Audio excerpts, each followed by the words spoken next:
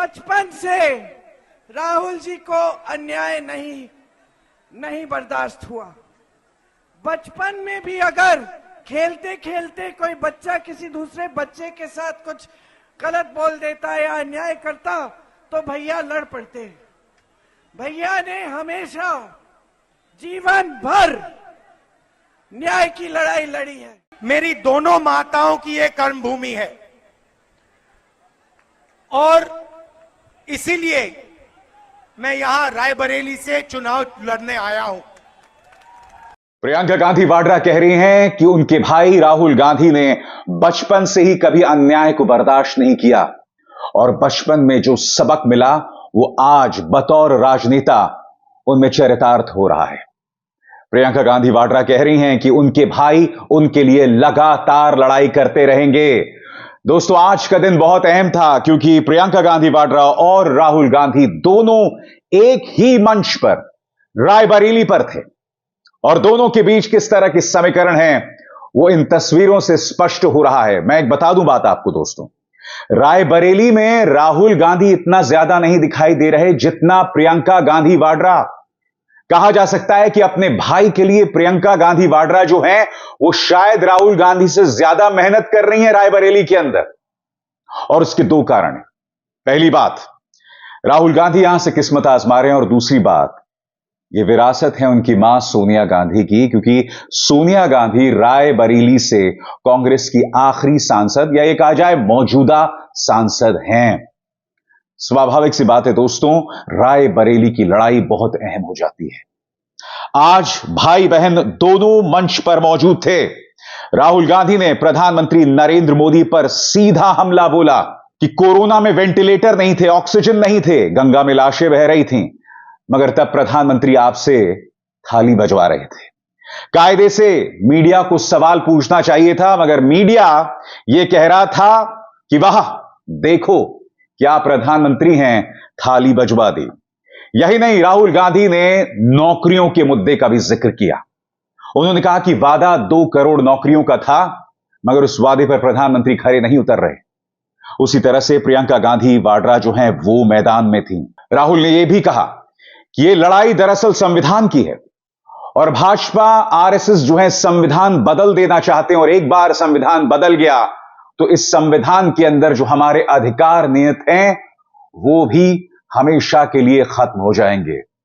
दूसरी तरफ प्रियंका गांधी वाड्रा जो रायबरेली में अच्छी खासी मेहनत कर रही हैं, उन्होंने कहा कि मेरे भाई ने पूरे हिंदुस्तान को देखा है, पहले भारत जोड़ो यात्रा के जरिए और उसके बाद भारत न्याय यात्रा के जरिए।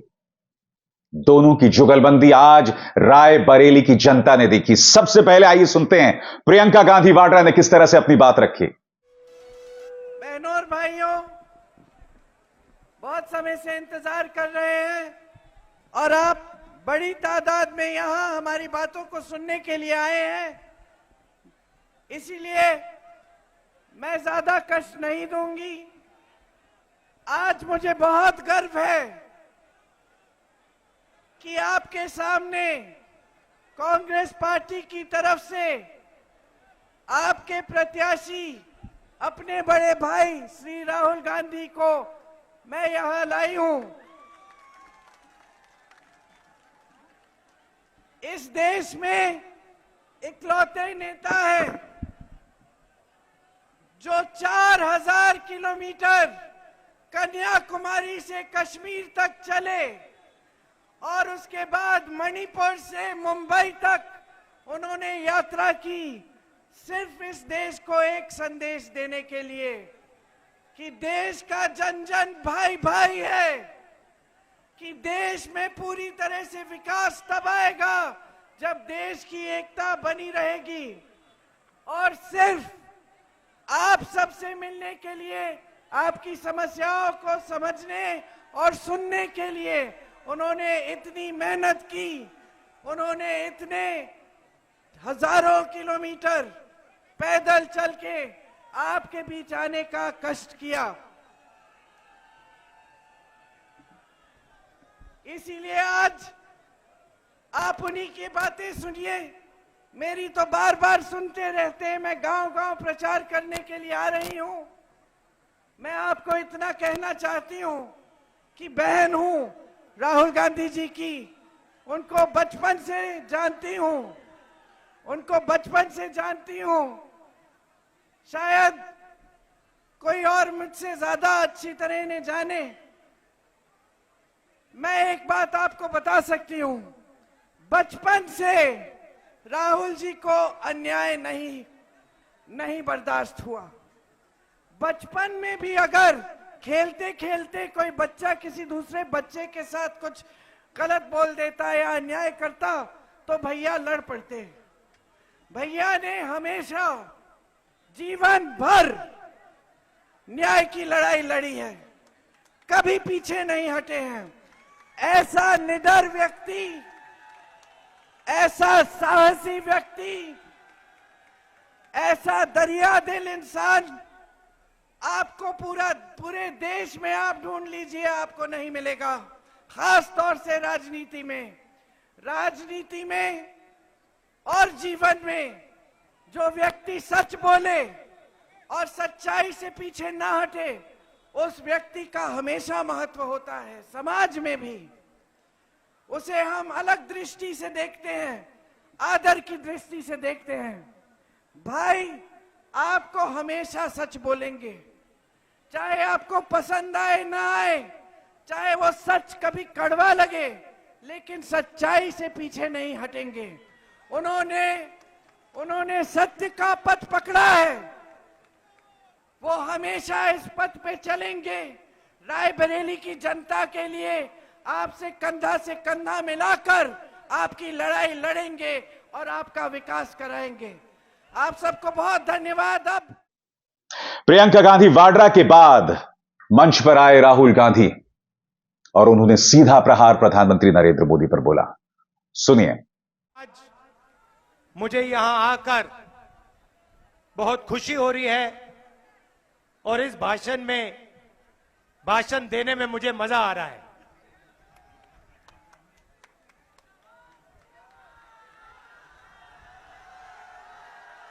तो आपको मैं एक घर की बात बताता हूं। आप मेरे परिवार हो। तो यहां रायबरेली के साथ हमारा रिश्ता 100 साल से ज्यादा लंबा है।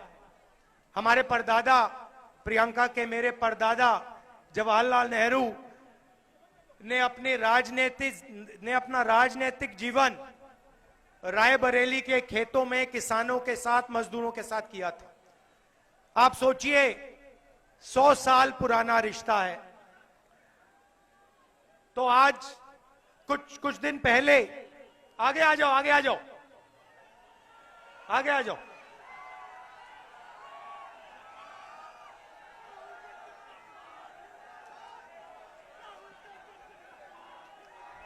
तो कुछ दिन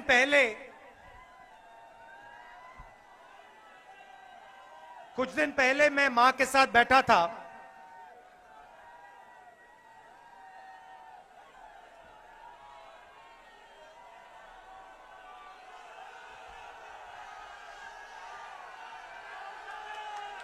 बहुत जोश है आप में। तो कुछ दिन पहले मैं मां के साथ बैठा था। ये हमारे सोशल मीडिया वाले जो हैं, ये वीडियो ले रहे थे और मैंने मां से कहा कि 1-2 साल पहले मैंने एक वीडियो में कह दिया कि मेरी 2 माता थी, एक सोनिया जी और दूसरी इंदिरा गांधी जी। और मां को अच्छा नहीं लगा। मां ने कहा नहीं, तुम्हारी 2 मां कैसे हो सकती हैं, तुम्हारी तो एक ही मां है। और मैंने मां से कहा, मां वो होती है जो रास्ता दिखाती है और जो रक्षा करती है।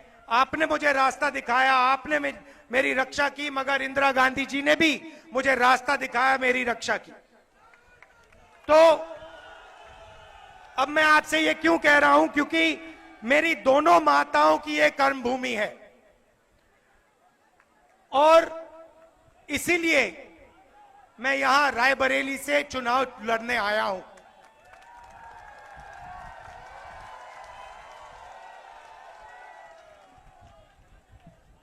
चुनाव अजीब सा चुनाव है, क्योंकि पहली बार हिंदुस्तान के इतिहास में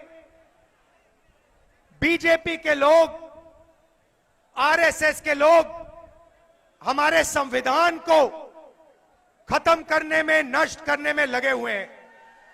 इनके नेताओं ने साफ कहा है कि हम अगर चुनाव जीतेंगे तो कॉन्स्टिट्यूशन को बदल देंगे, फाड़ के फेंक देंगे। अब भाई और बहनों, आपको मालूम है कि जो भी आपको आज तक मिला है, किसानों को, गरीबों को, दलितों को, आदिवासियों को, पिछड़े वर्ग के लोगों को, गरीब जनरल कास्ट के लोगों को, जो भी हिंदुस्तान के कमजोर लोगों को मिला है, वो इस किताब ने आपको दिया है। और इस किताब के बिना जनता की सरकार नहीं होगी, अदानी और अंबानी की सरकार होगी। और वो जो आज आपकी थोड़ी सी रक्षा है, वो भी गायब हो जाएगी। और नरेंद्र मोदी जो चाहते हैं 2-3 लोगों की सरकार, वो पूरी तरीके से चलाएंगे। 2-3 और चीजें होंगी। जो आपको पब्लिक सेक्टर में रोजगार मिलता है, सरकारी ऑफिसेज में रोजगार मिलता है, वो खत्म हो जाएगा, रिजर्वेशन खत्म हो जाएगा और गरीबों के सारे रास्ते बंद हो जाएंगे। भैया थोड़ा शांत हो जाएं, थोड़ा शांत हो जाएं, बोलने दीजिए, शांत हो जाइए, डिस्टर्ब मत कीजिए। तो सारे के सारे जो आपके रास्ते हैं, जैसे ही ये संविधान खत्म होगा, ये सारे के सारे रास्ते आपके बंद हो जाएंगे। और लड़ाई इसी बात की है। लड़ाई संविधान को बचाने की है, लड़ाई किसानों को अधिकार दिलवाने की है, गरीबों की रक्षा करने की है। भाई और बहनों, नरेंद्र मोदी जी ने पिछले 10 साल में 16 लाख करोड़ रुपया 22-25 अरबपतियों का कर्जा माफ किया है। आप सोचिए, 16 लाख करोड़ रुपया मतलब 24 साल का मनरेगा का पैसा नरेंद्र मोदी जी ने 22 लोगों को दिया है। और सच्चाई यह है कि आज 22 लोगों के पास उतना धन है जितना हिंदुस्तान के 70 करोड़ लोगों के पास है। इतना अन्याय हिंदुस्तान में कभी पहले नहीं हुआ। एक व्यक्ति को एयरपोर्ट, पोर्ट, इंफ्रास्ट्रक्चर, डिफेंस की इंडस्ट्री सारी की सारी पकड़ा दी। किसानों से छीना, मजदूरों से छीना, गरीबों से छीना, युवाओं को रोजगार नहीं दिया। और आप देखो, मैंने मीडिया के मित्र कहा था, मगर भाइयों और बहनों, ये मीडिया वाले हमारे आपके मित्र नहीं है, ये अदानी के मित्र हैं। और आप इस बात को बहुत अच्छी तरह समझते हो। ये मीडिया के स्ट्रिंगर्स हैं, ये भी समझते हैं इनको सैलरी लेनी है, बच्चे पालने हैं तो ये करते हैं, इनकी गलती नहीं है। मगर लगाम इनकी अदानी जी के, अंबानी जी के हाथ में है। जो वो कहते हैं ये करते हैं। आप देखिए, रायबरेली में, अमेठी में कितना काम हुआ है। District hospital, Lalganj rail coach factory, NTPC Unchahar thermal power station, AIIMS जिसको बीजेपी ने रोका, स्पाइस पार्क जिसको बीजेपी ने रोका, Sharda canal, Ganga bridge, Rajiv Gandhi institute petroleum technology, Rashtriya Udan academy, NIFT, FDDI, ये सब हमने किया। हाईवेज बनाई, मगर मीडिया आपको ये कभी नहीं कहेगा, कभी नहीं बताएगा। भाइयों और बहनों, कभी किसी किसान को आपने मीडिया में देखा है? कभी देखा? कभी किसी बेरोजगार युवा को इंटरव्यू देते हुए देखा आपने? कभी मजदूर की बात करी इन्होंने? अंबानी की शादी देखी? 10 करोड़ की घड़ी, लाखों रुपए का ड्रेस देखा? तो ये भाइयों और बहनों हमारे नहीं है, ये अदानी के, अंबानी के, मोदी के। मोदी जी का चेहरा 24 घंटा ये दिखाएंगे, मगर किसानों की, मजदूरों की बात ये कभी नहीं करने वाले हैं। भाइयों और बहनों, हमने मन बनाया कि अगर नरेंद्र मोदी 22 लोगों के लिए काम कर सकते हैं और 22 अरबपति बना सकते हैं, तो कांग्रेस पार्टी करोड़ों लाखपति बना सकती है। अब आप कहोगे राहुल गांधी क्या कह रहा है, करोड़ों लाखपति कैसे बनेंगे? मैं समझा देता हूं 2 मिनट में। हिंदुस्तान में सारे के सारे गरीब परिवारों की लिस्ट बनेगी, उसमें उत्तर प्रदेश के करोड़ों लोग होंगे। इस भीड़ में से हजारों लोगों की लिस्ट बनेगी। लिस्ट में से हर परिवार में से एक महिला का नाम चुना जाएगा और उस महिला के बैंक अकाउंट में, उस महिला के बैंक अकाउंट में 50,000 नहीं, 70,000 नहीं, 90,000 नहीं, 1 लाख रुपया साल का अंदर जाएगा, इनसाइड। आप सोचो, 1 तारीख को जुलाई में 1 तारीख सुबह हिंदुस्तान के करोड़ों गरीब लोग अपना बैंक अकाउंट देखेंगे और जादू से 8,500 रुपए उस महीने के अंदर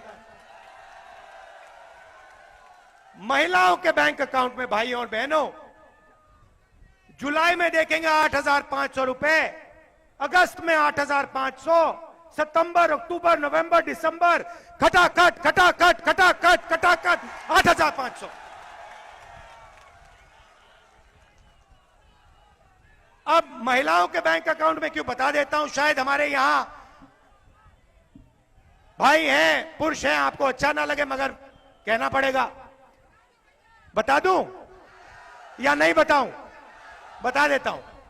तो देखिए, हमारे भाई मजदूरी करते हैं, जॉब करते हैं, खेतों में काम करते हैं, फैक्ट्रियों में काम करते हैं, 8 घंटा 10 घंटा काम करते हैं, घर के बाहर काम करते हैं, उसके लिए उनको सैलरी मिलती है। मिलती है नहीं मिलती है?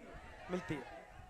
21वीं सदी में महिलाएं भी मजदूरी करती हैं, महिलाएं भी जॉब करती हैं, जो आप करते हो वो भी करती हैं, उनको सैलरी मिलती है? मिलती है?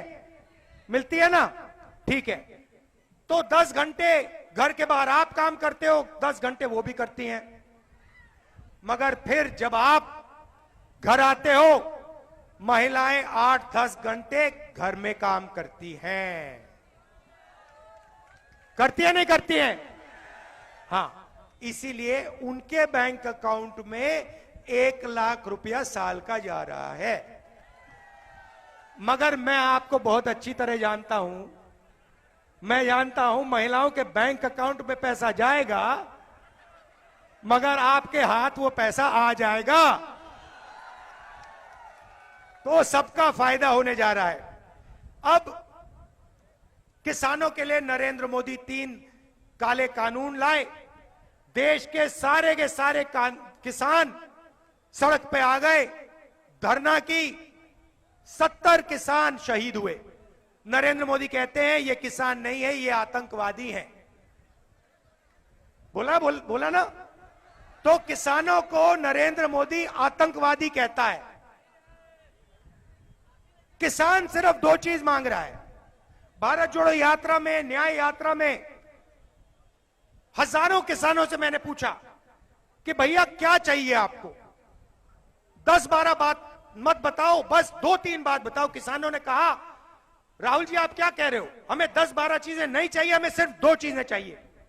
मैंने कहा क्या? कहते हैं देखिए राहुल जी, सबसे पहले अरबपतियों का कर्जा माफ हो जाता है, वो बैंक में जाते हैं लाल कालीन लग जाता है, हम जाते हैं, हमें मार के भगा देते हैं, मार के भगा देते हैं, और हमारा कर्जा कभी भी माफ नहीं होता।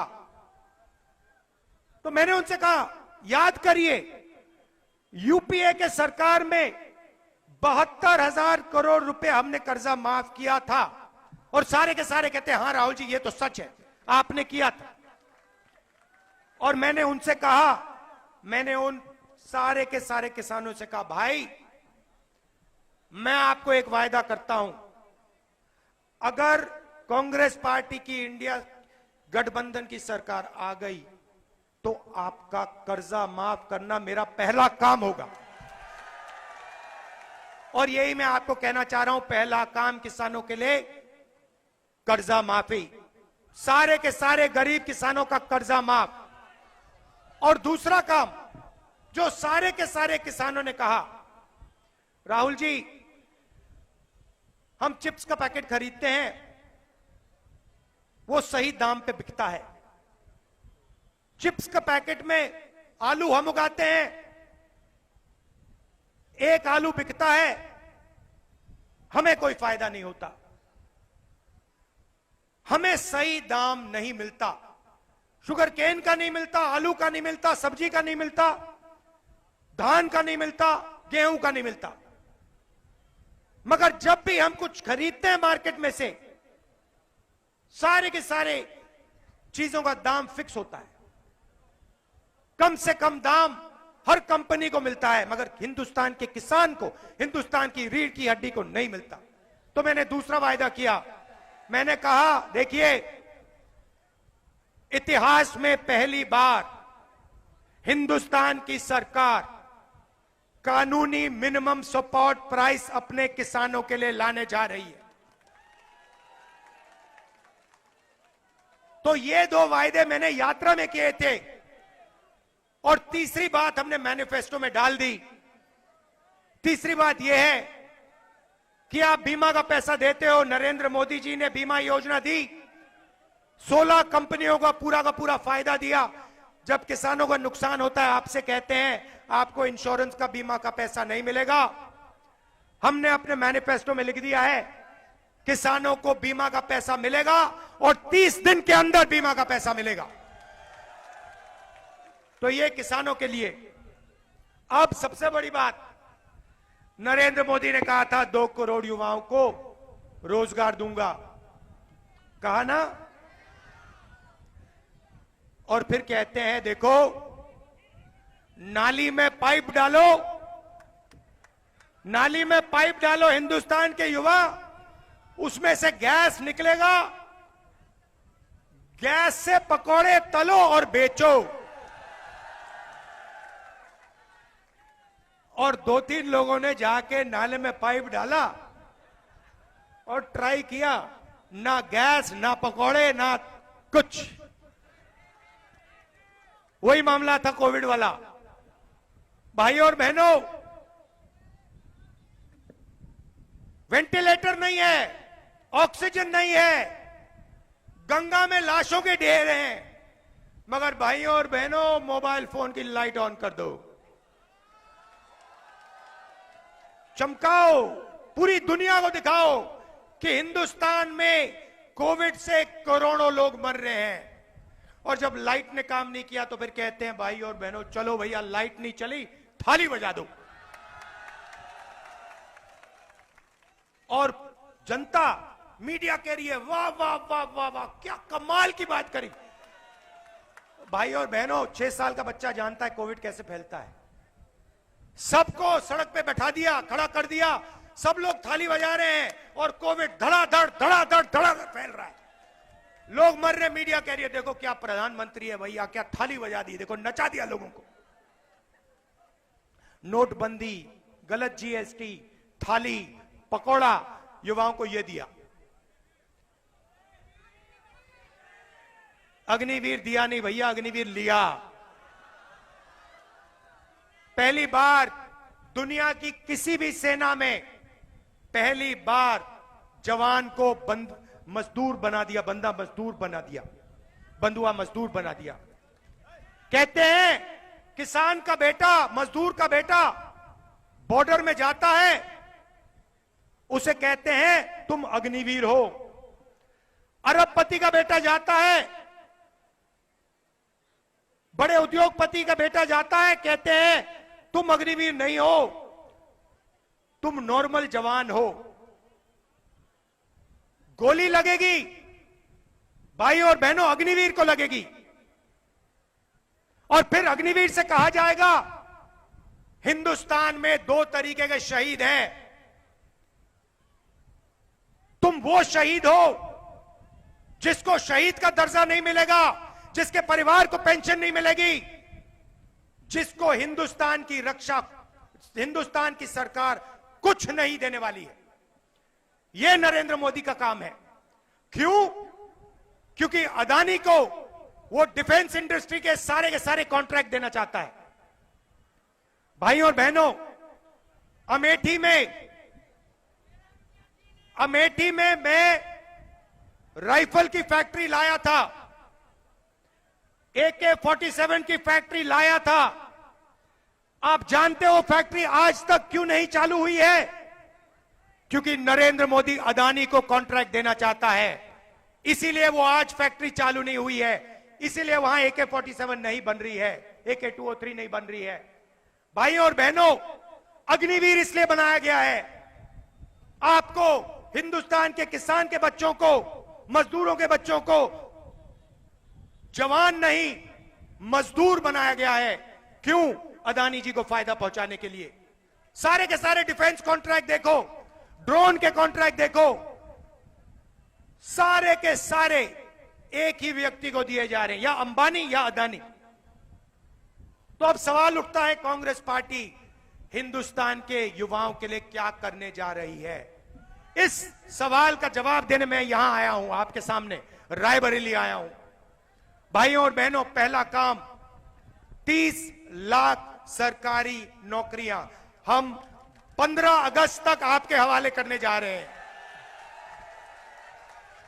दूसरी बात, ये जो फैशन बना है कि बड़े बड़े लोग परमानेंट नौकरी करेंगे और हिंदुस्तान के गरीब लोग, पिछड़े लोग, दलित, आदिवासी, गरीब, जनरल कास्ट, माइनॉरिटी के लोग, किसान के बेटे सरकार में नौकरी करेंगे, ठेकेदारी प्रथा में काम करेंगे, और जिस दिन उनको निकालना होता है उस दिन निकाले जाएंगे।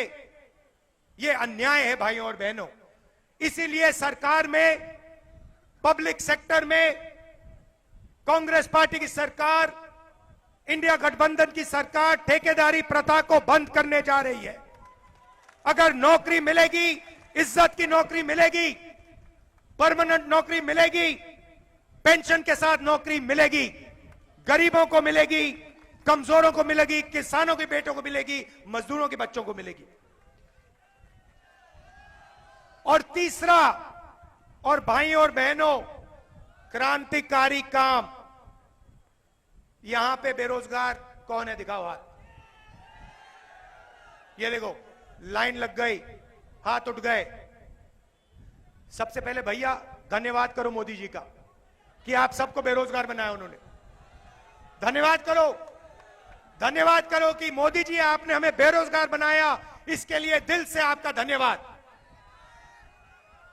नहीं, अदानी जी को धन्यवाद करो, अंबानी जी का धन्यवाद करो, हिंदुस्तान के अरबपतियों को धन्यवाद करो। तो अब हम क्रांतिकारी काम करने जा रहे हैं। भैया नाम क्या आपका? अरविंद कुमार जी, अग्निवीर में गए आप? ट्राई किया? नहीं जाना? ठीक है, आप बेरोजगार हो। अरविंद जी, आप मजे की बात सुनिए, आप 2 मिनट में मेरी सोच समझ जाओगे। अरविंद जी, अरबपतियों के जो बेटे होते हैं ना, उनको अप्रेंटिसशिप मिलती है।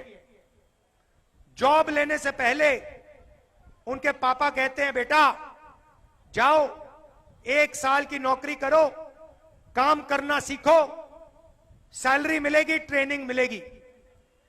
मगर यह मौका अरविंद जैसे युवाओं को नहीं मिलता। अरविंद जी 24 घंटा सड़क पे घूमते हैं, पहली नौकरी ढूंढते हैं, हाथ जोड़ते हैं, मंदिर जाते हैं, पूजा करते हैं, कुछ नहीं होता। तो अरविंद जी, जून में हमारी सरकार आएगी और हम आप जैसे करोड़ों युवाओं को एक नया अधिकार देने जा रहे हैं, अप्रेंटिसशिप का अधिकार, पहली नौकरी पक्की। पहली नौकरी पक्की मतलब हिंदुस्तान के बेरोजगार युवा ऐसे हाथ उठा पाएंगे जैसे अभी आपने कहा ना, मैंने पूछा भैया बेरोजगार कौन है, आप सबने उठाया, वैसे ही हम पूछेंगे भैया बेरोजगार कौन है, सब लोग हाथ उठाएंगे, हम कहेंगे भैया अधिकार मिला है तुम्हें। कौन सा अधिकार?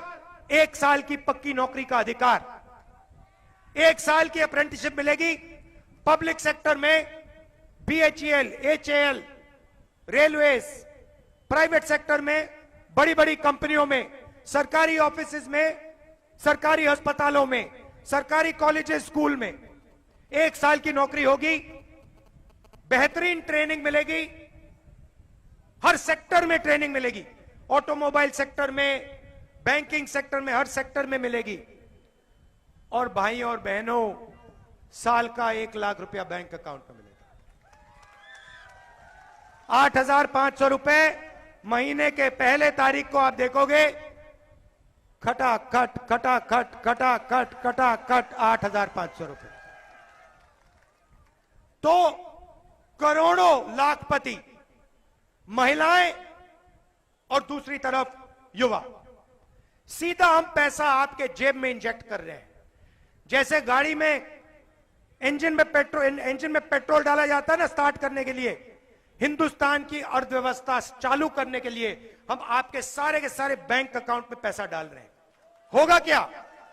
होगा क्या? देखो, नरेंद्र मोदी जी अंबानी को लाखों करोड़ रुपए देता है, अंदानी को लाखों करोड़ रुपए देता है। पता क्या करता है वो? अमेरिका में जाके, जर्मनी में जाके जमीन खरीदता है ना? अब हमने आपको लाखों लोगों को, करोड़ों लोगों को पैसा दिया, आप क्या करोगे? जर्मनी तो नहीं जाओगे, रायबरेली में माल खरीदोगे, कोई शर्ट खरीदेगा, कोई पैंट खरीदेगा, कोई जूता खरीदेगा, कोई गाड़ी खरीदेगा। घोड़ा तो आज कोई खरीदता नहीं है। और पूरा का पूरा जो आपका पैसा मार्केट में जाएगा, जो भी आप खरीदोगे, सारी की सारी फैक्ट्रियां जादू से चालू हो जाएंगी, शुरू हो जाएगी। और भाई और बहनों, उन्हीं फैक्ट्रियों में आपको रोजगार मिलना शुरू हो जाएगा। बात समझ आई? सर्कल है। इंजन स्टार्ट करो, फैक्ट्री स्टार्ट होगी, फैक्ट्री स्टार्ट होगी, रोजगार मिलेगा, रोजगार मिलेगा, आप खरीदोगे, फैक्ट्री स्टार्ट होगी। ये हिंदुस्तान का आर्थिक इंजन शुरू हो जाएगा धड़ाधड़, और गाड़ी आगे की ओर चलेगी, और चाइना की जो गाड़ी है उसको पीछे छोड़ देंगे हम। Made in Raebareli, made in Amethi, made in UP, made in India.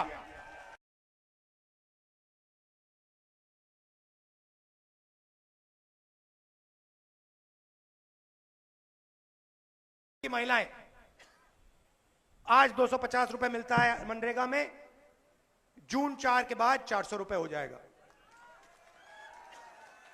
और आशा और आंगनवाड़ी की महिलाओं को कहना चाहता हूं, आपकी आमदनी कम है, जून 4 के बाद आपकी आमदनी दुगनी हो जाएगी।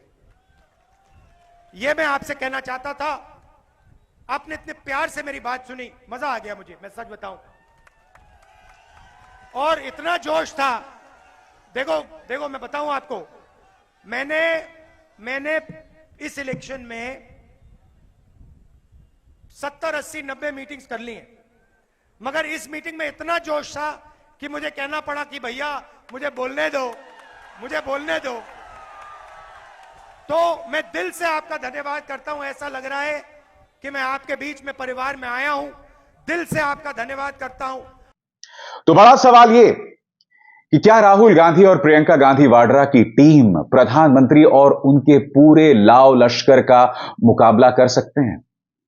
क्योंकि मुद्दा यहां सिर्फ एक प्रधानमंत्री वर्सेस राहुल प्रियंका का नहीं है। नहीं, जब हम एक प्रधानमंत्री नरेंद्र मोदी की बात करते हैं तो उनके साथ उनका पूरा मंत्रिमंडल होता है, उनके साथ पूरा लाव लश्कर होता है, उनके साथ इलेक्टोरल बॉन्ड्स यानी गुप्त चुनावी चंदे से आया हुआ पैसा होता है, उनके साथ एजेंसीज होती हैं, उनके साथ मीडिया और प्रचार तंत्र होता है। इसीलिए मैं बार बार कह रहा हूं कि चाहे राहुल हो, प्रियंका हो, अखिलेश, तेजस्वी, केजरीवाल, सबकी लड़ाई बहुत मुश्किल है, क्योंकि आप एक ऐसे मैदान में लड़ाई लड़ रहे हैं जिस मैदान के आसपास जो जनता बैठी है उनकी नजरों में आपको खलनायक के तौर पर पेश किया जा चुका है, आपका मजाक बनाया गया है।